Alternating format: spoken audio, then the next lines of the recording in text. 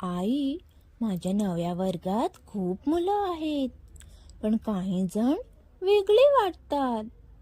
वेगळे म्हणजे जसे काही माझ्यासारखेच असतात, पण काही वेगळ्या भाषेत बोलतात. कुणाला भात आवडतो, तर कुणाला पोळी. अगं, हेच तर सुंदर आहे. प्रत्येक जण वेगळा असतो, पण काही गोष्टी समानही असतात. तुझ्या नव्या मित्रमैत्रिणीमध्ये काय साम्य आहे? आम्हा सगळ्यांना खेळायला आवडतं. बरोबर. म्हणूनच आपण एकत्र शिकतो आणि खेळतो. वेगळेपण स्वीकारलं की मैत्री आणखीन छान होते. म्हणजे मी त्यांच्याशी मस्त गप्पा मारू शकते ना?